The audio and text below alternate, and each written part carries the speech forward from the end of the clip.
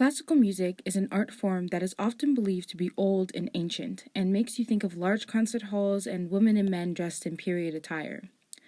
Classical music comes across as old and passé, and the way this style of music is taught tends to follow that belief. This way of teaching music, which has roots in Renaissance-era Europe, is very old indeed, but is that a good thing? Within this video, I will discuss how music schools tend to promote an elitist perspective of what music is and how it should be consumed, especially in classical spaces. To do this, I will be analyzing the history of music schools in America, the traditional culture surrounding classical performances and operas, and I will be taking information from interviews with people who have gone to music schools in the past. From there, I will analyze how the world of music got to such a point and discuss ways in which we can get rid of elitism within these classical music spaces.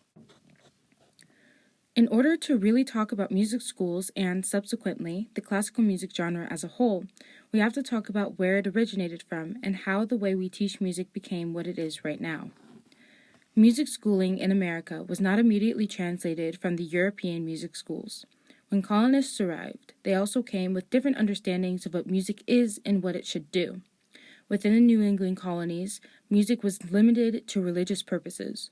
There was no printed music, no singing societies, and very few instruments, if they even had any. Now the next question, of course, is why? The answer is that the New England religious leaders felt that since pleasure can be derived from music, it was dangerous and sinful.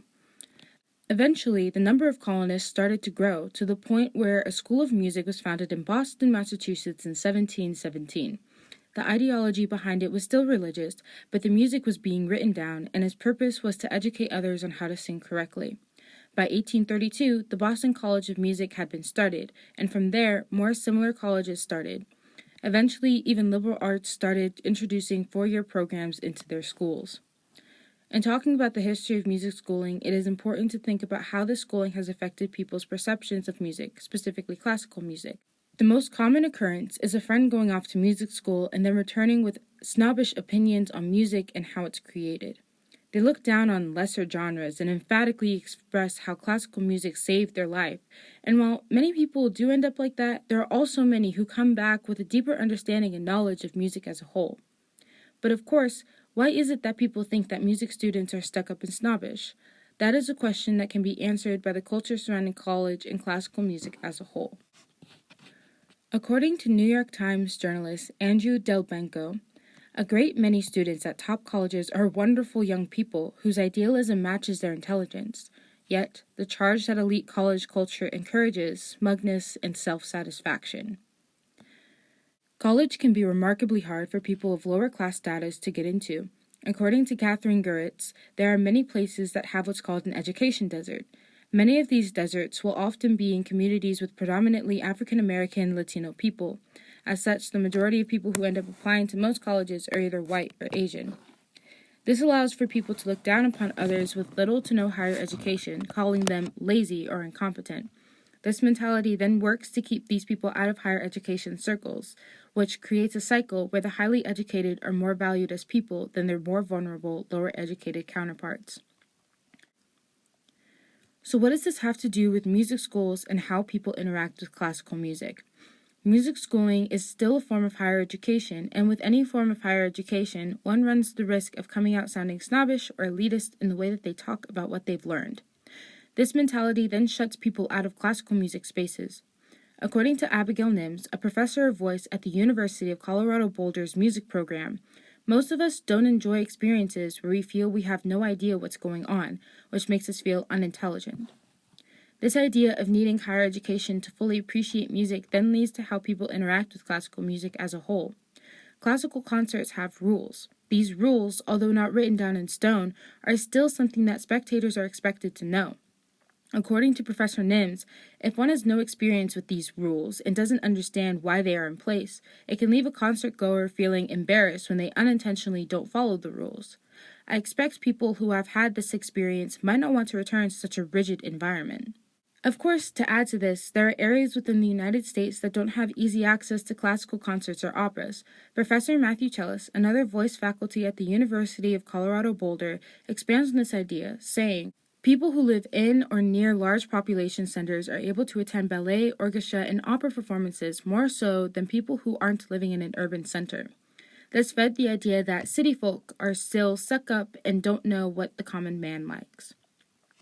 All of these things come together to create a very solid barrier for people to actually become interested in classical music.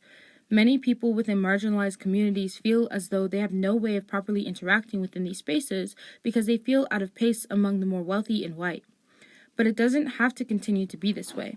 The easiest solution of how this culture can start to change lies within the marginalized communities that are often shut out and can be obtained by easier access to music education. In 2002, the U.S. Congress created the No Child Left Behind Act. This act was a reauthorization of the Elementary and Secondary Education Act. The No Child Left Behind Act included Title I provisions, which gave elementary and secondary schools access to federal funding, but in order to receive it, the schools must be given assessments every year by the state they're in. This act was then reauthorized and revised by President Obama in 2015, which was changed from No Child Left Behind to Every Student Succeeds Act, or essa. Essa required that high schools begin to teach students to prepare them for college and careers. This had its advantages, especially because dropouts were at an all-time low for the time period. However, there are many drawbacks to the system. Because these acts were made to help people with more lower-income areas of living and had lower-income schools as a result, many of these schools had to cut more of their artistic programs in order to meet the requirements. There are more of a focus on science, technology, English, and math, STEM, which forced the arts to take a back seat. The reality is, though, the arts don't have to take a back seat. In fact, many music educators have been pushing to make STEM STEAM, which would include arts paired with science. The arts and sciences not only overlap, they only help improve students in the long run. A report by the Americans for Arts states that children who actively participate in the arts more than 3 hours a day are more likely to be recognized for academic achievement. But most of all, allowing music education to become more accessible will allow for a deeper understanding of music as a whole and will open the possibilities for kids to want to major in it. Even if it's not within the classical genre, being able to have an education before college could allow students to explore a medium they might not have explored otherwise, and then wish to continue learning. It would allow for more people to want to experiment with music and how it sounds, which will lead to reinvention of the classical genre as a whole. Music education allows people to think about the world they live in and the way that they interact with it. It will cause for new discoveries within music and allow for people to see the classical genre as it truly is, something worth spending time listening to, something worth diversifying, and something truly beautiful.